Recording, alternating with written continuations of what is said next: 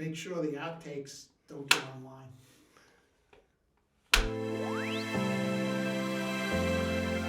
Welcome to the Work Hard, Play Hard, and Give Back, a real estate podcast.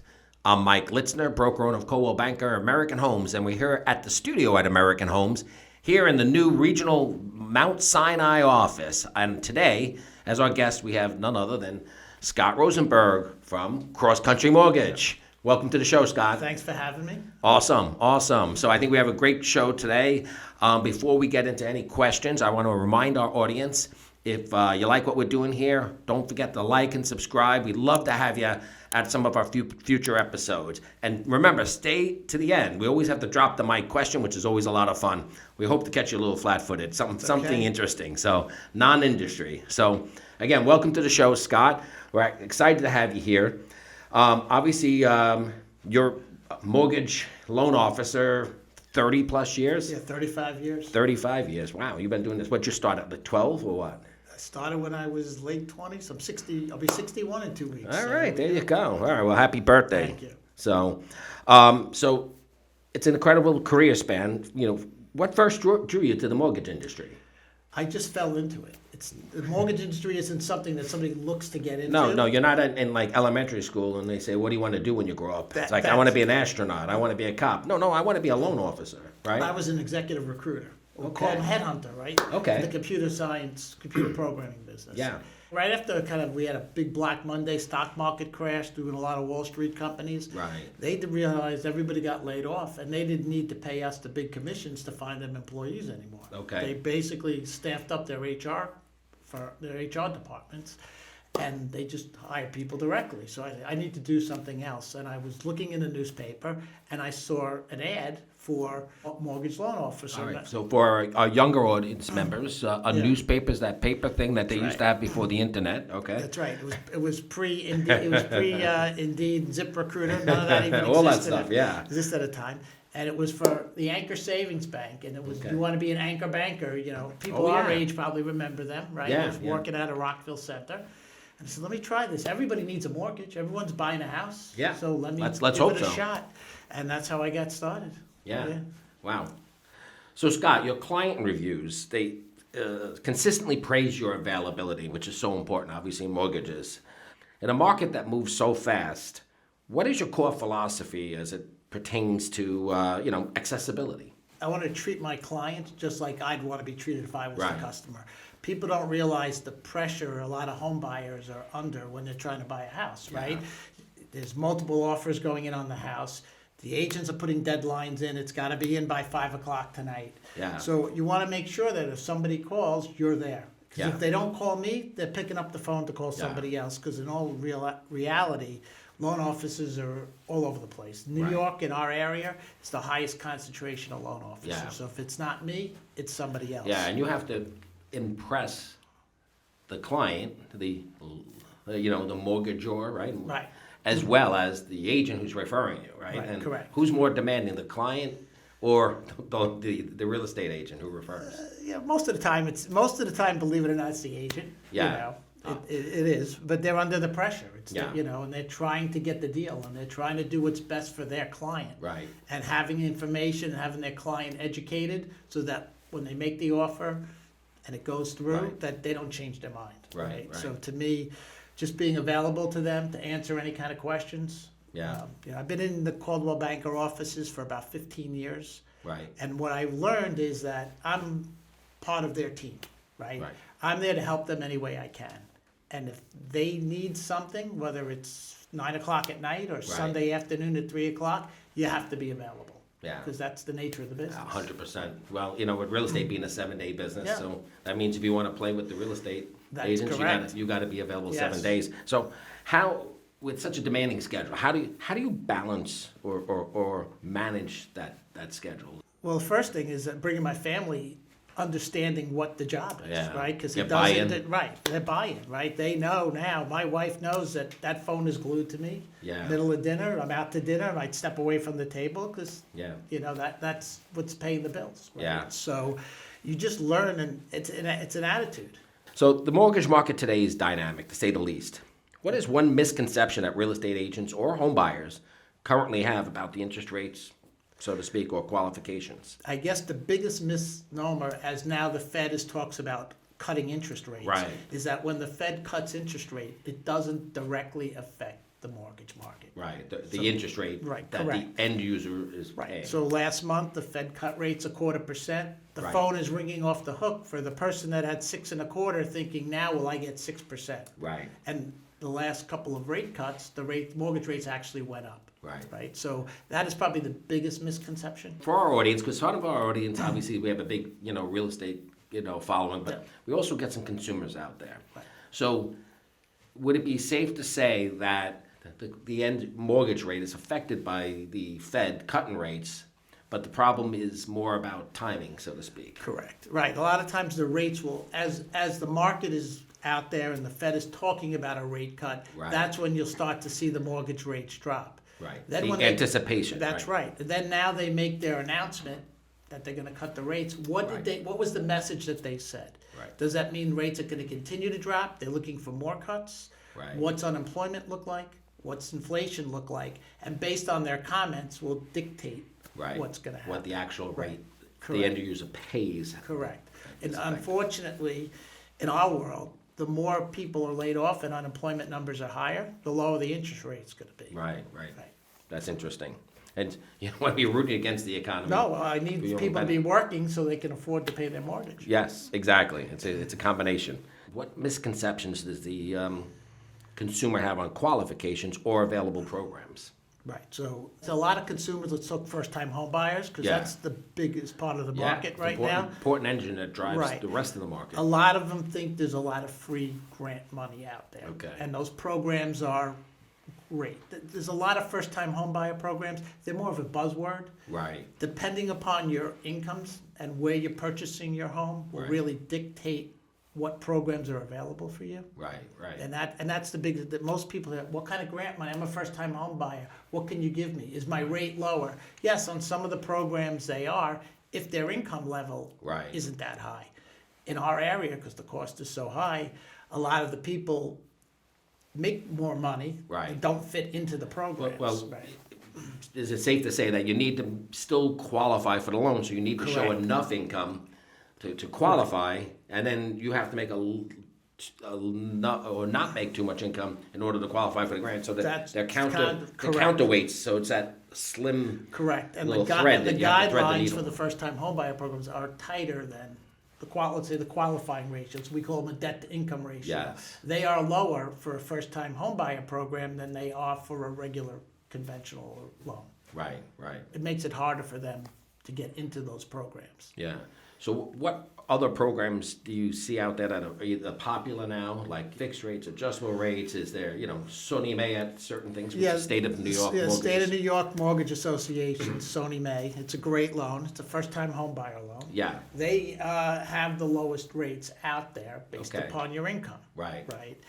They have different programs based upon your nationality. If you're considered a minority, they give you, a bigger discount to the rate. Okay, They're trying to foster home ownership into people that can't really afford it now. okay. So that's Well, that's Maybe it's safe. I don't like the way you framed that, and Okay. I'm being critical insofar as everyone has to be able to afford it, but if they foster it by, if you get a lower rate, maybe the payment drops and becomes more affordable. So that's correct. They're So- right. They're right. because we don't want people in foreclosure on the No, other side. we don't, So right. sooner or later, you get them in the house, Well, you well, got the to stay in the biggest- house. Right, and the biggest problem that always been in the mortgage industry is Yeah. that we tend to qualify people for more money than they probably should take. Right. Right? So you have to educate them and say, because usually I'll ask them, where do you want your payment to be? Right. Right? And then they'll give me a number, and if we can qualify them, great. And then there are other people say, well, I want to buy a house for $800,000. Right. I'm like, okay, but your mortgage payment might end up being $6,000 a month. Right. Can you really handle that? I might be able to approve you, but should you really Right. buy that house? Because Right. that's when we're going to have a problem. Yeah. So I guess it's the double question is that could you or should you? Correct. That they go Correct. in tandem. Both sides should be asked. And what I do see now with the younger first-time home buyers, they're much more fiscally responsible than, let's Okay. say, our generation was. These were the the people, the kids, when their parents went through the mortgage crisis 15 or so years ago, that watched their parents losing their home, absorb debt, run into problems, they're more fiscally responsible, most of them. Yeah. Right? Yeah. So they did watch their parents grow when they were growing up and see what was going on in the household and learn their lessons. Soft years from 2007, 8, 9, 10. Yeah. Yeah, there was a lot of chaos in the housing market, slash mortgage market. Right. Basically, if you had 5% to put down and you had a pulse, there was a loan out there for people. Right. I remember 100% financing, no income check back in the day. Yeah. I always scratched my head of like, how can they do this? And then when it blew up, it's like, of course it blew up. Right. What were they thinking? Right. So yeah, well, you know what it was? I mean, if you read the stories and see what happened, Wall Street got greedy. Yes. And they just kept having these guidelines, get lowered and lowered because they wanted more and more mortgage-backed security bonds to make more money because they were running out of high credit score, larger down payment customers. So what do we do to make more money? Let's just keep lowering it, and then giving somebody a loan that they don't deserve. That's what ended up happening. Exactly. When they lose focus of keeping the client's best interest first, that's when every industry, real estate, if we don't stay focused on our client's best interest, we wind up in a bad place. The same thing, it's like the mortgage industry. Same exact thing. So we lose our internal compass, so to speak. So back in the day when that was going on, I never did the quote unquote subprime loans. That was just not my niche. Yeah. I always felt that I want to give somebody a loan. I want to go home. I gave them a good deal. I made money for my family. Right. But I could sleep at night. I didn't have to worry that I was taking advantage of somebody or Right. It was easy pickings. Because you could. Yeah, exactly. Right. That takes a lot of discipline. I have a lot of respect for that. So you specialize in obviously a wide range of products, from conventional, jumbo, FHA, VA, renovation loans. Right. So what's the process for initially consulting with a client to ensure that you match them with the absolute best loan product? But to me, it's an education process. I'm trying to educate them. Yeah. Get your information. What are you looking to accomplish? And then let's discuss how much money you have to purchase the home, because you never want to use all of your money. You never want to get into the house, drain your bank account, and now you have no savings. Because as we all know, once you get in that house, there's things you need to do. Yes. You start one project, it leads to another, and you don't want to put people behind the 8 ball where they feel they have to go take credit cards or anything to go pay for all of this. So it's always it's an education process, and try to get a feel for what they are looking to accomplish, and then give them a reality of what's out there. Right. You know. So, what advice can you give them, a potential client, when it comes to, say, the difference between an adjustable rate mortgage and a fixed rate? Right. So, I'll lay out the difference in the payment. The first thing is, how long are they going to be in the house for? Yeah. Is this a starter home? Is this something for 5 years, 7 years? You think you might be moving? If that's the case, then maybe you can consider one of the adjustables. Right now, all the adjustables, they're usually 5 years fixed. First 5 years are fixed, the first 7 or the first 10. Right. So they're locked into that lower rate for that period of time. Typically, what do you see the difference in, say, just as an average for 5-year adjustable rate? So between a fixed rate and adjustable, how much? It's probably about 0.5% at this point. Yeah. It's not as big. it's not as big as it is, you right? think? Yeah. Right. And to me, I always tell people, if 0.5% is going to make you or break you from affording the house, then you're already spending too much money. Yeah, because it comes, obviously with the adjustable comes the risk, Correct. Change, the interest rate change, depending on what happens to the economy, the world. If you're counting that in the next 5 years, the rates are going to drop and have to refinance. It's a long way to anticipate. You don't know, right, you don't know. Yeah. And you don't want to be forced into that, because as we know here, the closing costs are so expensive that it's, it's not something you want to have to keep redoing. Yeah. So the VA, let me ask you a question, because we, at American Home is where we've recently launched a new initiative. It's and for our agents to better serve the military and first responder marketplace. So we have, matter of fact, our own designations, the military first responder designations, and these agents, we have almost 100 agents that are signed up to attend these classes, which will better engage them with that segment of the market, better serve them, better outreach, and what have you. And one of them is What are the advantages of a VA loan? Are they possible in this marketplace? Yeah, so the VA loan to me is the best loan. Yeah. Right? It's government-backed loan, up to 100% financing for Yeah. the veteran. Right. Can they cover closing costs or They not? can cover a certain percentage of closing costs in a seller concession. Okay. If they want to do that. But again, in this market, Yeah. trying to get a seller to accept that is a problem. You have a hard time, some of the people don't want to accept the VA loan because it's 100% finance. Right, Now, right. even though they might put 5% down on contract, that covers their closing costs. I've got to say, some of the agents are a little Yeah. misunderstood to, Right. Whether or not that's a good offer. Right. From So let me just quantify this for our consumers who maybe aren't, in the licensing field. So when a seller's selling you, I've heard this question asked is like, what do they care how much I'm financing as long as it's all cash? All right. It's all cash at closing, whether the money's coming from the Right. bank or from me. But the reality is the contingency. Standard contract has the one basic contingency traditionally, not necessarily, which is contingent upon financing, right? Right. So there's a risk factor if I'm selling my house to somebody. The riskier their loan is, the more risk I'm taking whether or not my house is actually sold. I'm now taking it off the market and only find out 2 months later that the deal's off. Right. And then I got to reset, and if I made plans. So I always say to agents, you don't negotiate just price. We sometimes, as agents, as an industry, get focused on price, and you negotiate price and terms. And the terms can be very, very impactful on a seller. So when it comes back to the seller, you can say, why do they care about what they're financing, right? Right. But they do care because it affects the contingencies that are in the So contract. that's one of the things that I always have a conversation with the agents. If you want to compare two borrowers, Correct. maybe one putting 10% down and one putting 20% down. Right. If you ask 9 out of 10 agents, they tell you the one with the 20% down is the better buyer. Right. But not necessarily, right? Right. Because there's other factors in there, is debt to income, Right. where their funds coming from, Right. at home. The appraisal. The appraisal. In a roundabout way, the 20% down might be a bigger risk with the appraisal. I don't know if you've seen this, and tell me if I'm wrong and jumping here, but with a 10% down appraisal, if it comes in $10,000 short, we still might have loan to value, and they qualify for the loan. 20%, if they only qualify for a 20% no PMI, is that Right, correct. is they still call it Right, so PMI? now or? it's PMI, private mortgage insurance. Right. So anything with less than 20% down is a higher risk for the bank. The borrower pays insurance, Right. not for themselves, but for the bank, based to prevent or limit the risk on damages for default. Right. Right.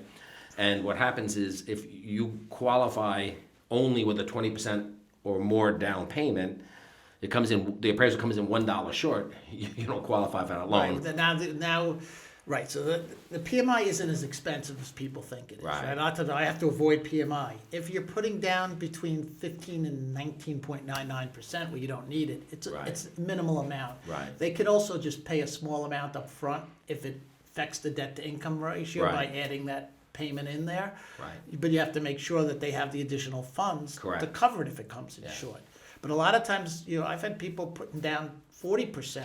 Well, the reason Yeah. they're putting 40% down is because their debt to income ratio is so high. Right. That's what it takes to qualify. There's no wiggle room. Right. For a short appraisal. Right, if somebody opens a credit card in the middle of the process, which we advise them not to do, or something changes. Get a there's new no car wig- lease. Right, so if you're the agent and you're not concerned about the value of the home, Yeah. knowing that we can lend up to 95% on most programs, Right. what does it matter what the down payment is, Right. right? Right.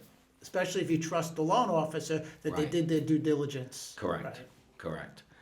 Now I see as the market's pivoting a little bit, we're still tight on inventory, and yet, which means we're still getting bidding wars. But Yeah. I've seen a little bit of a capping on the pricings. Like 2 years ago, prices were just jumping up. So people bidding 50,000 over asking, 75. We've seen stuff go over 100,000. It's not that we haven't seen stuff go over asking price, but it's not as aggressive, not aggressively drastic, over or yeah. drastically. So, are you seeing the same thing happening on your side? Even Yeah, with I'm starting to see the market. I don't want to use the word soften, but Yeah. I'm not seeing as many 50, 60, 70,000 over asking. Right.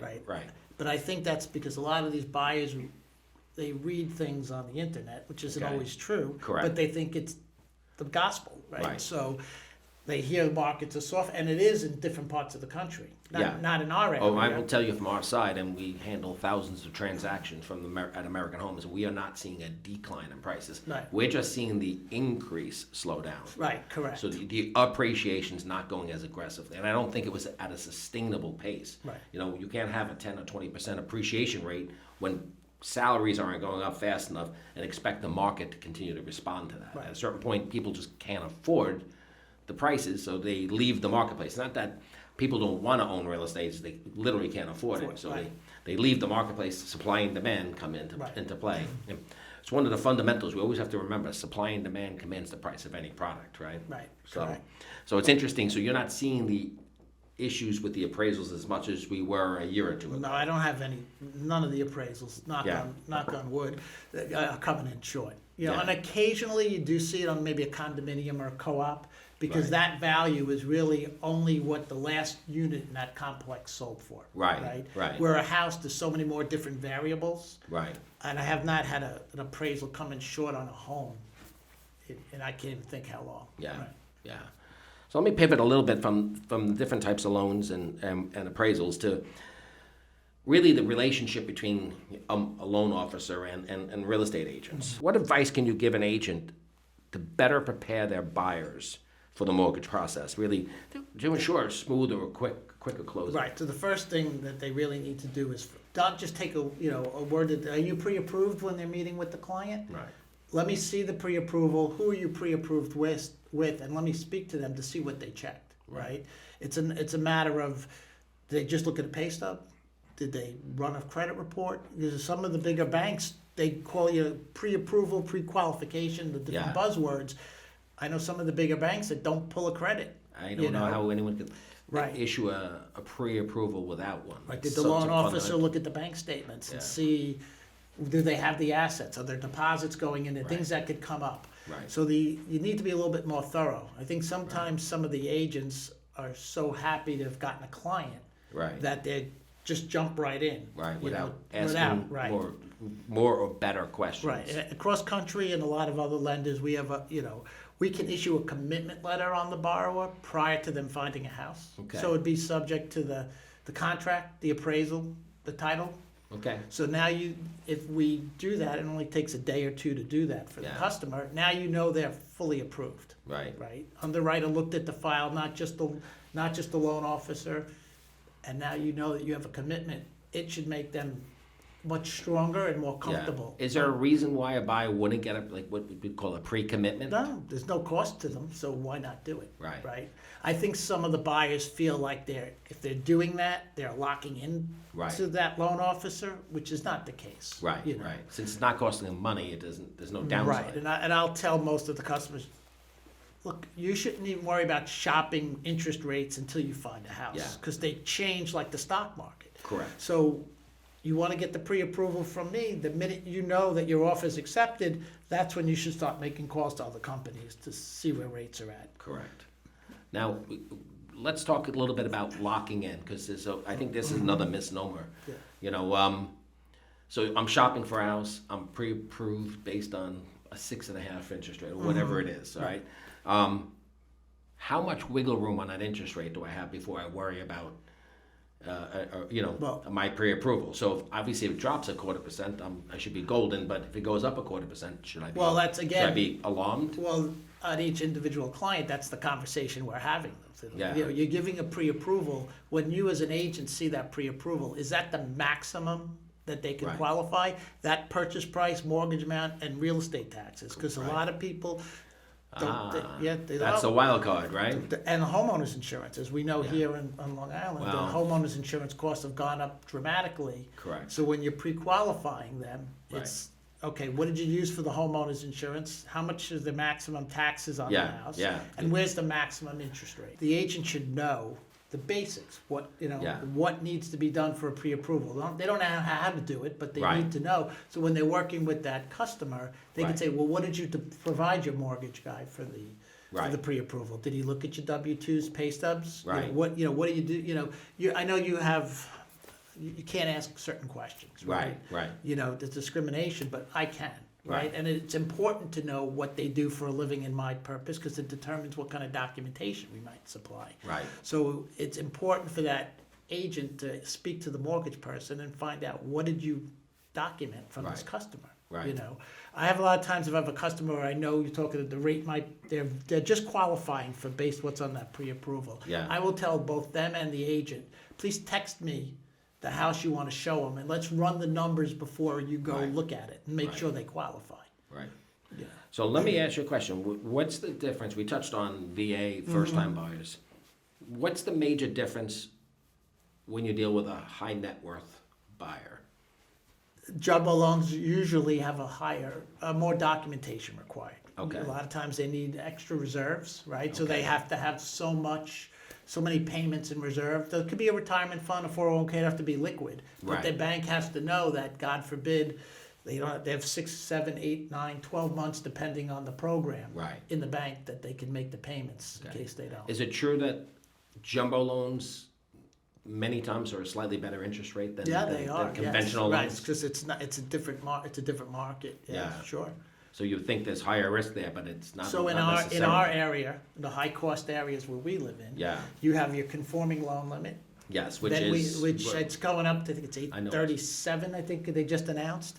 And then the jumbo loan limit, It's which is 2. like 1.2 and change yeah, now. change, yeah. And in between, in New York and some of the higher priced cities, they have what they call a conforming high balance. Okay. So they allow the guidelines to stick to your regular conventional. Okay. But that interest rate is higher than the conforming and the jumbo. Okay. So a lot of times we'll put somebody Into the into jumbo program, even though it might not be a jumbo loan, because Right. it's allowed in this area to go over that initial conforming limit. Okay, there you go. And they wind up getting better terms and a Correct. more reasonable Correct. payment. Correct. So it's And then you start getting into the $3 million houses. A lot of times they're self-employed borrowers, yeah, and they're not showing all their income. right. Why- Documentation. Exactly. So now we start getting into the different types of what we call the non-QM programs. Yeah. The bank statement programs, the profit and loss Yeah. statements, and those are the deals when you find out as an agent that your buyer is taking one of those programs. Yeah. That's when you have to be a little bit more cautious to make sure that the due diligence was done.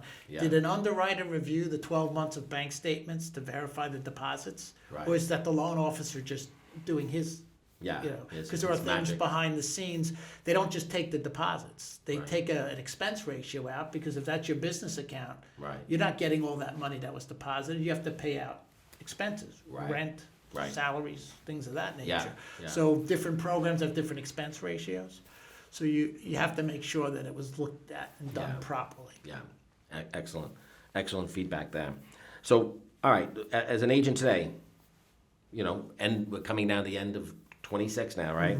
Into 26, end of 25, into 26. Where are rates today, and where do you see them moving in the near future? Rates today, low sixes, give or take. And again, Yeah. you have factors that dictate the rates. Yes. What are they doing with the property? Is it owner occupied? Is it Always investment property? Where's their credit score? Yep. What's their down payment? And then if it's a condominium and they're not putting 25% down, there's a price Yeah. adjustment for that. So your standard 20% down Yeah. borrower with good credit credit. is probably getting around 6.25. Okay, give or No, take. no yeah. points, right. What's your gut feeling? Anything you want to talk about first quarter of 26? I do think that you'll see a little bit of drop in rates. Nothing substantial, Okay. but again, if people are ready to buy, they're ready to buy. Right. There's not that many people anymore sitting on the fence saying, I'm gonna wait till this rate drops to here and jump in. Right. Right. Right. You had that a little bit more when we had the rates in the sevens. That was a Sevens and little eights, yeah, scary, they right. thought they were coming down. Right. So if you were on the sidelines now, it'd be great if you got a little bit better rates, but I don't think they're gonna sit on the sidelines and find the rates in 6 months being a point or two lower. Correct, and as we both know, inventory is low, Yes. unfortunately. So if you're looking, you should be out there looking, because you never know what's gonna come up, Right. right? So you might just find that particular house that you love, that maybe Yeah. you were a few months early, Yeah. but, you might not find that in 6 months. So last thing on the business front, what's your advice to clients that are coming in that are in contract about locking in the rate? Okay, so the first thing is we have to look at the contract and the closing date. Right. In New York, we don't have hard closing dates. Right. So it's on or about, which gives or take 30 days. Correct. So what they have to understand is we can't lock you in for less than that on or about date. So if their closing date was January 10th, Yeah. they need to be locked in through February 10th. Right. Now, a lot of times you get the customers, oh, the seller told me they want to get out. And I will say, that's fine. Before I do that, I want to speak with your attorney. Right. And both and the agents on both sides Yeah. to confirm that's the case. Yeah, it's not just hearsay or wish. It's, Right. updated. Yeah. When did they say that? When we looked at the house at the open house. And now it's 2 months later and we're not packed yet. You find that, is the title report in? Is there an open Yeah. mortgage that they can't track down from They're 20 out years of ago? possession and the title. That's correct. And then you have a lot of people now are relocating, right? I Yeah. find that a lot of the sellers are leaving our area, right? Right. So they're having a house built in the Carolinas or Florida. Well, wait a second. We Yeah. know it's not going to be built to the time that they think it Right. is. So we have to be very cautious as far as the rate lock. Yeah. You know, What's a typical rate lock time frame? well, they Like run in 30 15, days? they run in 15-day periods. So Okay. you could do 15, 30, 45, 60, Yeah. 75, The longer 90, it is, the more 90. expensive Exactly. it is. Okay. Exactly. So I kind of tell people, you got to be cautious and be smart with it. Because I compare rates to leasing a car, right? You lease a car, the dealer gives you 10,000 miles a year, tells you it's 25 cents a mile if you go over. Right. But if you put 12,000 miles into that lease, Right. it's cheaper than paying the 25 cents by Right. going over. Right. It's the same thing with the interest rates. If Right. I lock you in for 60 days and your rate expires, the cost of the extension for another 30 days is more money than if you just took a 90-day to start. Right. Okay. So, So that's good advice. and again, you have to explain all that up front. They have Yeah. to know what they're getting into from the get-go. Risk reward. Right, as there's we too call it. many customers that you give them a pre-approval, and the rate today 6.25. They find a house in a month, and they think the rate's still 6.25. Right. Right, it And doesn't. It's not as It standard. changes literally daily. It could, like the stock market. Yeah. Yeah, and minor fluctuations. Yes, Right. yeah. That's interesting. So I think there's a lot of great information here, Scott. And I knew you would be a great interview on this because, again, 35 years worth of experience. I know, a lot of our agents swear by your service. And I can see why, Thanks. So some great information from everyone following. Just us. try to do the right thing by people, Yeah. right? I mean, you got to. I want to sleep at night. I want to make sure. I don't want anybody to call me up after the fact and said, "Scott, you got me into this house. I can't afford it." Yeah. Or the agent's like, "You told me this person was getting a loan, and now they're not." You are what your reputation is, right? Right. So, Right. So So we want to pivot a little bit. We always like, to get into the meat and bones of the industry. Real estate and obviously mortgages are so intertwined Yeah. with the real estate industry. It's really helpful for our audience to really to hear different vantage points. So, but we want to get the human side. So, let's talk a little bit about personal side, Scott. Okay. So, rumor has it you can be the life of the party. You bring the energy. after a couple of cocktails. Anything's possible. Yeah. So, what does life on the play hard side of Scott look like? Yeah, I mean it's I love my sports, right? So I'm Met games, Islander games. Sundays, in between open houses, I get my Jet game DVR'd. So I love going to concerts. So you're a tortured. I'm a Mets, tortured Jets Jets fan. Yeah, it builds character. If you ask me. There you go. But a lot of concerts, right? I've run into you and Tom, at concerts at different occasions, and that's my wife and I get away out to dinner, Yeah. things like that. Good. Always got to plan something to calendar, weekend away, just Yeah. that type of stuff. All right. So rumor has it that you have some mad dance skills. Is this true? That you've been known to get down on the floor? You could do a split. There's probably some video out there. Yes. Yeah. Is this true? Can you do a split? Not fully. Oh, okay. But, At 60 years old, can you still do most of it? I can get down pretty good. Considering I don't really work out or stretch, it's pretty amazing. Yes. All right. We have to have our guy work on it, see if we can find some. I might have some pictures if you really All want right. to. We're going to have to have a few good laughs. I got to see this move. This move. Because we got the Christmas party in 2 weeks, right? Yeah. So, yes. yeah. Exactly. Well, this may come out after the Christmas Yeah. party, so we might have some updated information for you. All right, so as a serious Mets fan, what is the connection between emotional roller coaster of being a Mets fan and a high-stakes pressure of mortgage business? What makes you bite your nails the more? mortgage business isn't pressure, You know. right? Like you, the real estate business, it's what Yeah. you do. Yeah. It's your everyday, you know what? And again, if you live your life the right way and do the right thing by people, there's no pressure, right? Yeah. You know, but watching whether Pete Alonso's going to get signed, that's pressure. You know. Yeah, yeah. You know that type of stuff. It's different. You know, you live and die on those sport things. And believe it or not, I get more aggravated watching a Met game some days than I do with anything that happens in the mortgage business. Yeah, yeah. You know? All right, so which is more torturous, being a Mets fan or being a Jets fan? It's a Jet fan. Yeah. It has to be. Yeah. It just has to be. Not making a playoffs in 15 years. Yeah. You know. And I think too with football. Is it still 1969? Was there? That's a Super Bowl. Yeah. Yeah. Yeah. You know, to me with football, you got 4 or 5 months maybe of games, September to January. Yeah. Once a week, every Sunday for 3 Yeah. hours. With baseball, you lost last night, the next day you got it again. Yeah. So Yeah. I get more tortured by the Jets. All right. Is that a little bit also because you have the optimism of the, off season being good for the Mets? What are you thinking they're doing? Are we getting some good free agents? You know what? Get our own free agents signed. Give me Diaz, give me Alonso. Let's go from there. Yeah. Right? You know. All right. So if you were GM for a day of the Mets, you'd sign both Alonso and Diaz. Correct. I would sign them both. All right. There you go. All right. We're going to have to look back in 6 months and see if he was right. That's right. All right. So Scott, we're going to really pivot a little bit here. We like to talk a little bit about charity, where we have a strong Yes. charitable culture in our company. And and I know you're like-minded. You're part of the family. Yeah. So, are there any specific community programs or financial literacy initiatives that you support or that you believe Well, I just the lending community should? I just joined the Kiwanis Club. Okay. Right through manager Dawn in Smithtown. She got involved with establishing a Kiwanis in the Smithtown, St. James area. Great. And I kind of joined it because you and Tom. That's Yeah, how 30 I knew plus about it. years right. as members of East in Meadow there. Kiwanis, yeah. So that's helping kids. You know. Yeah. Okay, kids and community. It's a Yes. non-denominational community organization. So Yeah. it's 100% focused on local community. But I'm big behind the scenes. I like getting involved at the holiday time, supporting a family. Yeah. You know, people. You know, donating food banks, things Yeah. like that. Because so many people are having so many problems. And Yeah. you don't know about it, and they don't want Correct. to come forward. You know, so I try to get involved. You know, CrossCountry carpeting. We did some work with Island Harvest. great. You know, going in there, and the food banks and that type of stuff. Yeah. So I don't need to be out in the forefront knowing what I did, just behind the scenes, knowing it's getting to the people that actually need it. Makes an right? impact with. Right. That's great. You know. That's great. In your opinion, what's one thing the mortgage industry as a whole could do better to serve people in the community or underserved communities?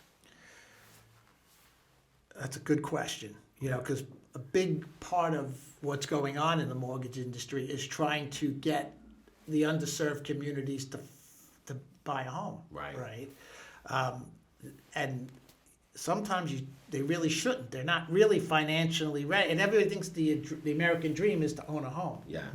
Not necessarily. American dream is to keep a home. Exactly, because Yeah. it's the cost of things now, it's what can they do to keep the costs down to get these people more affordable. And it's sometimes the cost of the homes are expensive, but it's the real estate taxes, Yeah. and everything else, and it's not much that we can do, but it's hard to. You're pushing to have these people buy a house, but they're going to take every penny out of the bank. Their debt to income ratio is going to be top, and life happens. Yeah. You're going to blow out your tire now. It's $250 to change your tire. Is that going to affect them, right? And so, as much as it's a push, it's probably more beneficial to get people educated onto how to save and understanding of the process, managing debt. right? That process before worry about buying a house, Yeah. right? Yeah. Let's make a plan, Okay. So a lot of times I'll get, a lead from an agent, and they're just getting started. So Yeah. usually my first question is, did you budget yourself? Where are you at? And kind of Yeah. go over that with them. Not that I'm a financial planner, but I'll tell them, get your spreadsheet out. Look at your paychecks. What do you bring home? Because that's what you're dealing with. You don't have to be a financial planner, but you know what? Doing this for 30 plus years, you Right. see a lot of things. You got a Correct. front row seat, right? Right. So you learn what not to do, Right. right? Right. as well as, you pick up a little bit of street knowledge, Right. and that goes a long way. Yeah, you got to educate them, let them know it's Yeah. not just a mortgage payment. It's you know what gets me is that we have all this education, colleges and universities, Right. Even high schools. And there's no real financial literacy. Correct, you're right. And we, they should understand credit card debt.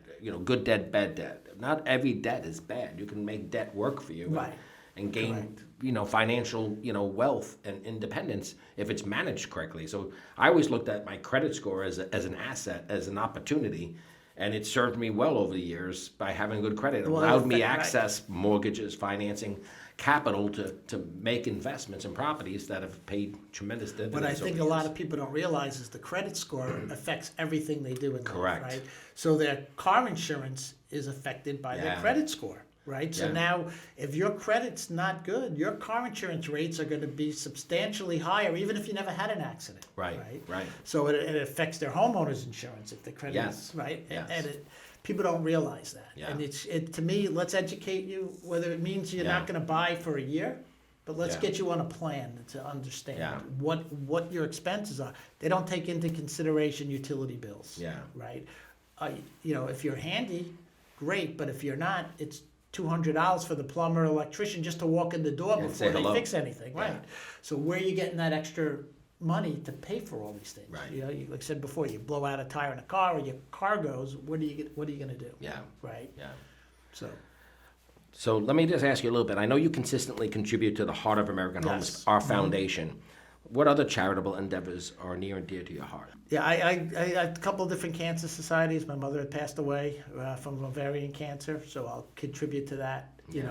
A lot of times I try to find things local that'll help maybe a family that's in need that's having the problem. Right. Because I know they're going to get it. Sometimes you make these donations into these big organizations and Yeah. you don't know where it's going. Yeah. I know that if I donate Yeah. money to your foundation, Correct. it's going to a local person, family Yes. that's in need Yes. of something. A right? 100% of the money that's raised goes back in the community. We have no expenses Right. in the foundation, no rent, no Right. employees, what have you. The first thing I always look at a charitable organization, I'm a big fan of St. Jude's, Mm-hmm. is I want to see what the percentage that goes to actual serving, the needs. Right. And when I think, I haven't checked recently, but I usually see St. Jude's is like 92% Right. for a big organization. Correct. That's impressive. So Right. I want to make sure my money's going there. Like we just had the fundraiser a couple of weeks ago through your foundation, and raffles. I'll always buy extra because I know that money and it's Yeah. going right to the cause right then and there. Yeah. There's no expenses. Nobody's taking a paycheck to manage things. Correct. Right. Yeah. You've got It's all all these volunteer. You've got all these agents and employees from the company that volunteer their time to do this and side. And to me, that's where Yes. I'd rather put my money towards Yeah. it. Well, just, for the record, Tom and I, recognize, we challenge our agents and our teams to really get involved. And, as a company, I think we raise typically somewhere around $100,000 a year for that foundation, knowing 100% of it's going back. But we also know that you're always there to support us. So we just want to say thank you. We appreciate you. So, Thank you. so we really come to one of my favorite part of the episode is always The drop the mic question. before I ask the drop the mic question, I just want to remind our audience, if you like what we're doing, like what you're hearing here, we'd love to have you like, subscribe, and sign up to see some future episodes. So Scott, superstition check. Okay. What's one ridiculous superstition or piece of clothing or ritual that you use when, when the Mets are in a tight game? I'll switch my jersey. If I'm Really? home, I might switch my jersey, and I have dozens of them. Right? Okay. I might switch my jersey to that player that's coming up or that pitcher that's coming in, just to Okay. give them the vibes that I got their back and I'm supporting them. Okay. So that's my, when I'm home. Yeah. At the game, it's, I have a certain drink. I'm gonna have a drink that day, and that's Yeah. my drink for the game or whatever it is, or my food, or You don't like to mix it up? No, you know what? You can't. I do change my underwear. I'm one of those. But it's don't talk to me things too. Yeah. You know what? I might walk into another room with my wife. Because my wife is probably a crazier Met fan than I am. There we go. So sometimes we'll have to walk out of the room. you Yeah, know, but, yeah. yeah, because That's it's great. crazy. Well, Scott, I want to thank you for joining our Appreciate it. episode today. We enjoyed having you on the show. You were very informative. And 2026, let's go Mets. That's it. That's correct. Thank you. Thanks for having me. Absolutely. All right.